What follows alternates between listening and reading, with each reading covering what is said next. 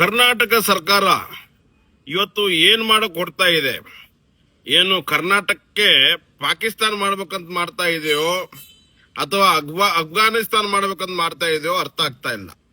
ಸುಮಾರು ದಿನಗಳಿಂದ ಗಣಪತಿ ಮಂಡಲಗಳಲ್ಲಿ ಎಲ್ಲೆಲ್ಲಿ ಗಣಪತಿ ಉತ್ಸವ ನಡೀತಾ ಇದೆ, ಜರುಗ್ತಾ ಇದೆ, ಅಲ್ಲೆಲ್ಲಿ ಹೋಗಿ ಅವ್ರಿಗೆ ಕಿರುಕುಳ ಕೊಡುವಂಥದ್ದು, ಡಿಜೆ ಬಂದ್ ಮಾಡಿಸುವಂಥದ್ದು, ಇವೆಲ್ಲ ಇರಲಾರದು ಒಂದು ಸಮಸ್ಯೆಗಳನ್ನು ಇವತ್ತು ಕರ್ನಾಟಕ ಸರ್ಕಾರ ಉಂಟು ಮಾಡ್ತಾ ಇದೆ. ನಾನು ಕರ್ನಾಟಕ ಸರ್ಕಾರಕ್ಕೆ ಹೇಳಕ್ ಇಷ್ಟಪಡ್ತೀನಿ, ತಮಗೆ ಬಹುಶಃ ಸುಪ್ರೀಂ ಕೋರ್ಟ್ ಆರ್ಡರ್ ಆದೇಶ ಗೊತ್ತಾದೋ ಇಲ್ವೋ, ಬೇಕಾದ್ರೆ ಒಂದು ಕಾಪಿ ಕಳಿಸಿ ಕೊಡ್ತೀನಿ. ಏನು ಒಂದ್ ದಿವಸಕ್ಕೆ ಬೆಳಗ್ಗೆಲಿಂದ 5 ಗಂಟೆಲಿಂದ ಹಿಡಿದು ಸಾಯಂಕಾಲ 10 ಗಂಟೆವರೆಗೆ ಏನು ಮಸ್ಜಿದ್ಗಳಲ್ಲಿ ಮೈಕ್ ಹಚ್ತಾ ಇದ್ದಾರೆ, ಅದರ ಸೌಂಡ್ ಎಷ್ಟು ಮಟ್ಟಿಗೆ ಇರಬೇಕು ಅದ್ರ ಬಗ್ಗೆನೂ ತಾವು ಯೋಚಿಸಬೇಕು. ತಾವು ಏಕಪಕ್ಷವನ್ನು ಮಾಡೋದು ಇದು ಸರಿಯಲ್ಲ. ಇದು ತಾವು ಮಾಡ್ತಾ ಇರೋದು ಬಹಳ ದುರಹಂಕಾರ ಮತ್ತು ಅಧಿಕಾರದ ದುರುಪಯೋಗ.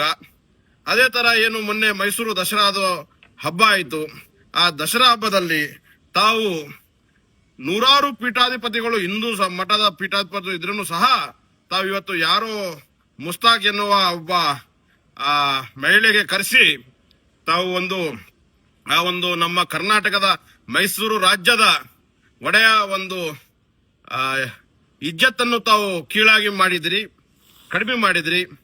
ಇದನ್ನು ಆ ತಾಯಿ ಚಾಮುಂಡೇಶ್ವರಿ ತಮ್ಮನ್ನು ಮುಂಬರುವ ಚುನಾವಣೆಯಲ್ಲಿ ತಕ್ಕ ಉತ್ತರ ಕೊಡ್ತಾಳೆ ಮತ್ತು ಜನರನ್ನು ಸಹ ತಮಗೆ ತಕ್ಕ ಪಾಠ ಕಲಿಸೆ. ನಾನು ಸಮಸ್ತ ಹಿಂದೂ ಬಾಂಧವರಿಗೆ ಹೇಳೋದು ಒಂದೇ, ಮುಂಬರುವ ಚುನಾವಣೆಗಳಲ್ಲಿ ಇಂಥ ಒಂದು ಏನು ಲೆಫ್ಟಿಸಂ ಮಾಡ್ತಾ ಇದ್ದಾರೆ, ಈ ಒಂದು ಕಾಂಗ್ರೆಸ್ ಸರ್ಕಾರದವರು ಏನು ಹಿಂದೂ ಧರ್ಮಕ್ಕೆ ಕೀಳಾಗಿ ಮಾಡ್ತಾ ಇದ್ದಾರೆ, ಇಂಥವರನ್ನು ನಾವು ಗಮನ ಇಟ್ಕೊಂಡು ಮುಂಬರುವ ಚುನಾವಣೆಯಲ್ಲಿ ತಕ್ಕ ಪಾಠ ಕಲಿಸ್ಬೇಕಂತ ಹೇಳಿ ಕೇಳ್ಕೊತಾ ಇದ್ದೀನಿ. ಜೈ ಶ್ರೀರಾಮ್, ಭಾರತ್ ಮಾತಾ ಕಿ ಜೈ.